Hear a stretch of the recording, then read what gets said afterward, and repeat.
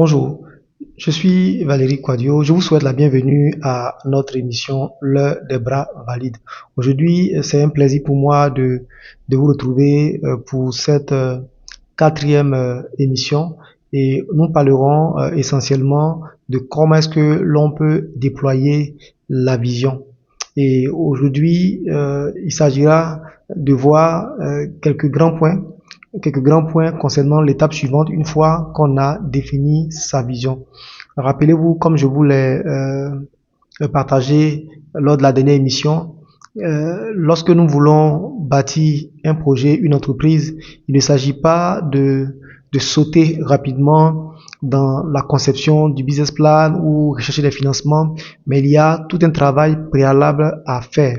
Un travail qui va vous permettre de pouvoir vous-même évaluer votre capacité personnelle à pouvoir conduire un projet et voir quels sont les recadrages qu'il y a lieu de faire en termes de, de, de conception de la vie, en termes plan de vie, en termes de destinée, aussi en termes de valeur.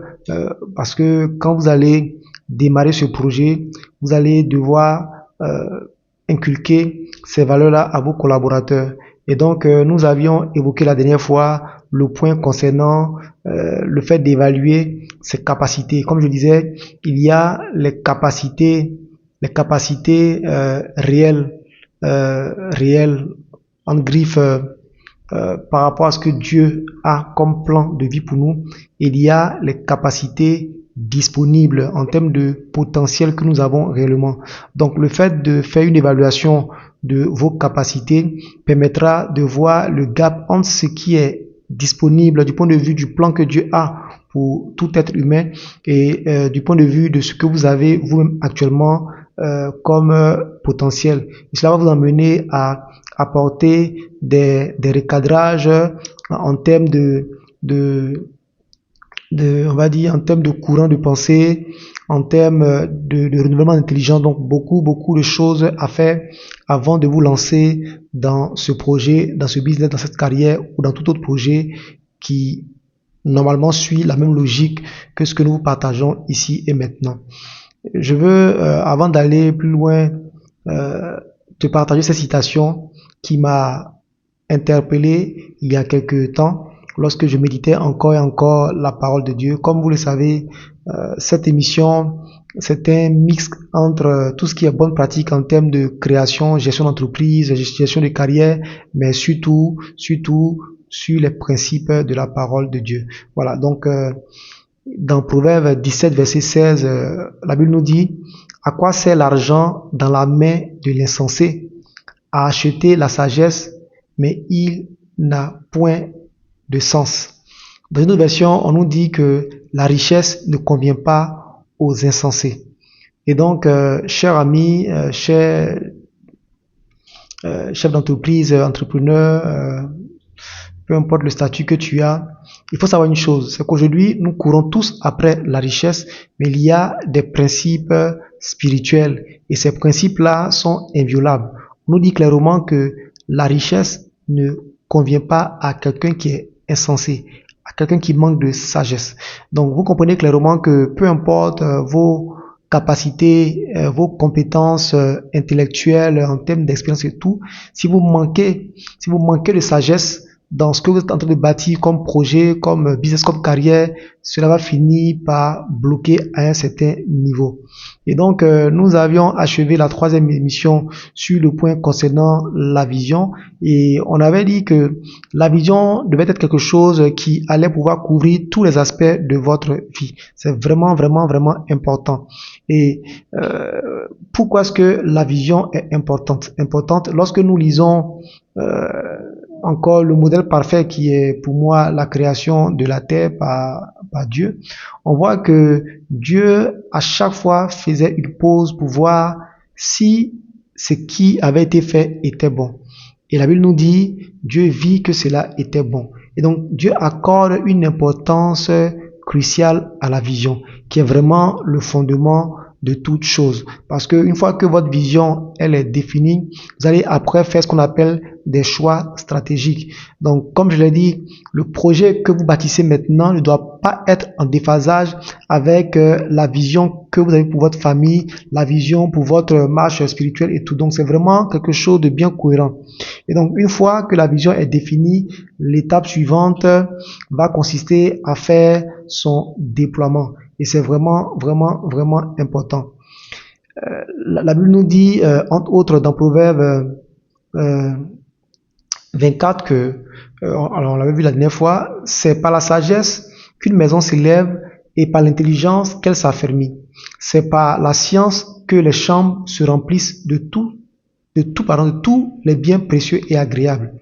Et donc, comme on l'a vu, tout va partir d'une sagesse, et tout le reste va par la suite s'emboîter. Et la vision est vraiment importante. Si vous loupez l'étape de la vision, vous risquez de vous embarquer dans quelque chose qui n'est pas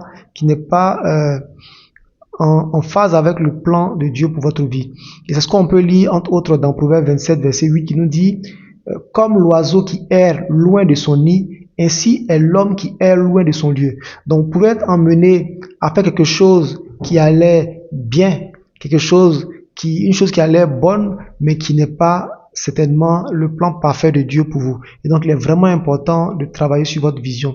Et donc, rapidement, une fois que la vision est définie, après, on va maintenant passer à ce qu'on appelle le déploiement ou alors la déclinaison de cette vision. Et comme je l'ai dit, votre vision, il faut l'écrire. Si vous ne savez pas écrire, il faut vous approcher d'une personne qui s'y connaît, qui va vous encadrer, faire les choses de façon tranquille. Et c'est ce type de prestation que nous offrons aussi à toutes les personnes qui ont envie de lancer un business ou qui sont déjà en activité, mais qui ont envie de redonner un nouveau souffle à leurs activités. Donc, ce sont des travaux que nous pouvons vous aider à réaliser au niveau du cabinet VK Conseil.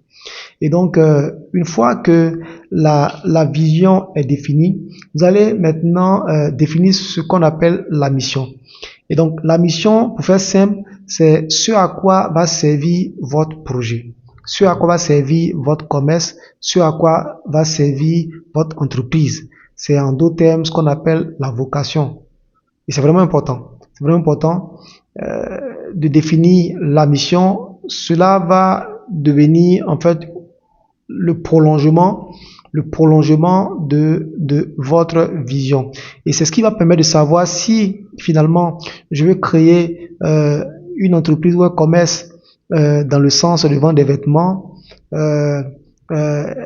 ou alors si je veux contribuer par exemple au bien-être des personnes en termes de bien-être en termes de bien-être corporel, je vais donc me lancer par exemple dans tout ce qui est cosmétique et autres. Donc il faut vraiment que la mission de votre business que vous voulez mettre en place soit en lien avec votre vision. Donc retenez que là on n'est même pas encore en train de définir, de faire des calculs, business plan, tout ça. Non. Il est vraiment important de faire ces travaux-là avant de commencer à travailler sur le business plan. Très souvent, on se dit, bon, je vais lancer un commerce, je sais pas, de vente de vêtements en ligne, ou alors je veux créer une entreprise de VTC, toutes ces choses. Et après, on va se rendre compte dans la pratique que on commence à perdre la flamme. Et ça devient simplement pour nous du business. Et tout ça parce que à la base, on n'est pas allé dans cette recherche de connaître le but de Dieu pour notre vie. On n'a pas défini une vision claire. Et ce qu'on est en train de faire, c'est vraiment de suivre la tendance au lieu de faire des choses qui nous passionnent. C'est vraiment important. Donc, une fois que la mission est définie, on va maintenant déterminer clairement les résultats que nous voulons atteindre au travers de cette entreprise. Donc, si je veux par exemple faire du cosmétique, donc ça va être ça le chemin que je vais prendre. Je vais donc définir la mission de mon entreprise et après l'ambition, qu'est-ce que je veux atteindre comme résultat. Est-ce que pour moi c'est simplement de faire du chiffre d'affaires, faire des millions, faire des milliards, ou alors il y a un impact particulier que je veux pouvoir voir se réaliser. Par exemple, je peux dire, bon, dans le cadre de mon activité, ce que moi j'ai comme ambition, c'est par exemple de réduire le nombre de maladies liées à la peau. Pourquoi? Parce que les gens auront accès à des produits de bonne qualité, à des prix abordables, de sorte à éviter qu'ils se tournent vers des produits frélatés ou d'autres choses qui ne sont pas forcément de bonne qualité. Donc ça s'appelle ça mon ambition. Euh, mon ambition peut être, par exemple, de faire en sorte que qu'il y ait une nouvelle mentalité, une nouvelle tendance en termes de gestion des affaires. Donc, je peux, dans ce cas, donc réfléchir à quelque chose qui va entrer dans cette ambition que j'ai, ce qui nous amène donc aux valeurs.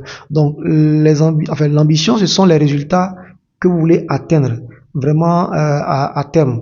Et pour que cela puisse se matérialiser, quelles sont les valeurs sur lesquelles vous vous appuyez? Et donc, si je dis que je veux, par exemple, contribuer à réduire tout ce qui est maladie de la peau, tout ce qui est dégâts qu'on peut constater sur la peau des personnes en mettant en œuvre ce projet, quelles sont les valeurs?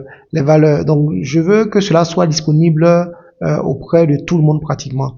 Donc, les valeurs, je vais peut-être travailler sur tout ce qui est honnêteté en termes de composants de mon produit, donc tout ce qui est fiabilité. Je vais également travailler sur tout ce qui est intégrité en termes de pratiques commerciales, de sorte à ne pas sur la tendance d'augmenter les prix quand tout le monde augmente parce qu'on est poussé par le gain. Non, il y a derrière ce sentiment-là de pouvoir aider des personnes.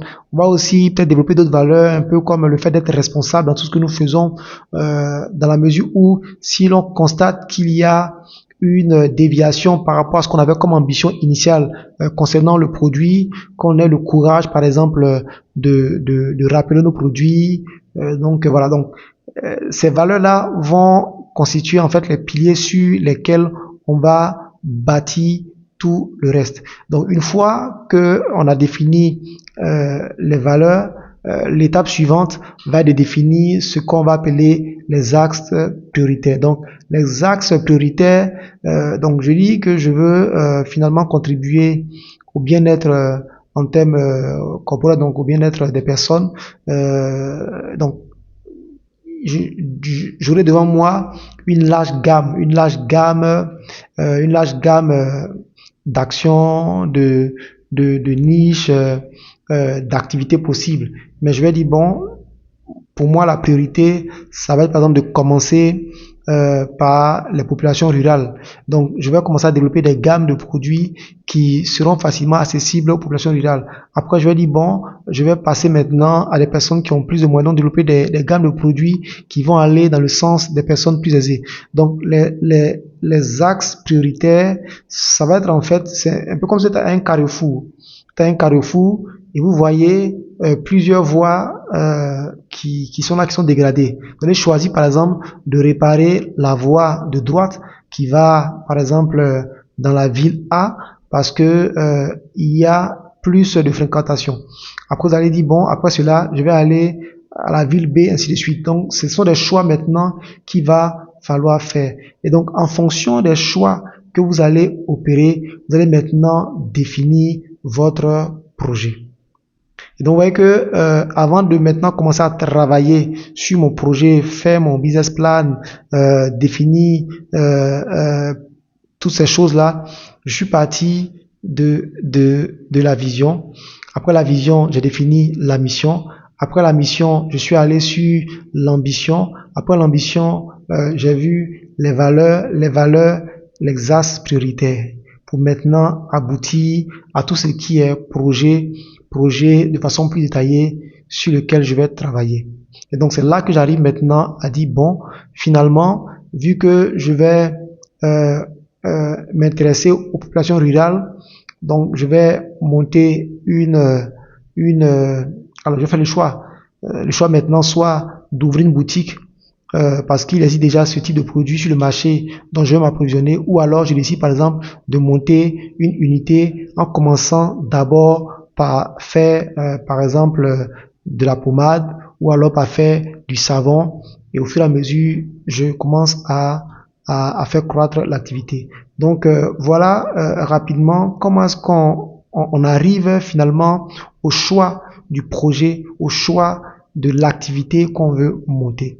Donc c'est un tout vraiment cohérent. Donc comme je l'ai dit, aujourd'hui très souvent lorsqu'on pense business, lorsqu'on pense gestion de projet, lorsqu'on pense à mettre en place un commerce, on se dit bon, tout le monde le fait, je vais le faire aussi.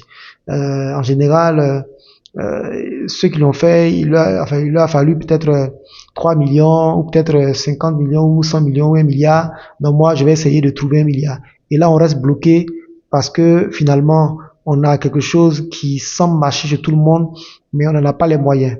Non, non, il faut avoir une démarche bien structurée pour éviter d'être bloqué au niveau donc de la disponibilité des ressources, ou alors de se retrouver en plein dans votre business, en plein dans votre projet et être carrément découragé, perdre la flamme, ou alors rencontrer beaucoup de problèmes parce qu'on aura fait un mauvais choix à la base, juste parce que on n'a pas marché par sagesse, on s'est lancé dans les choses par précipitation.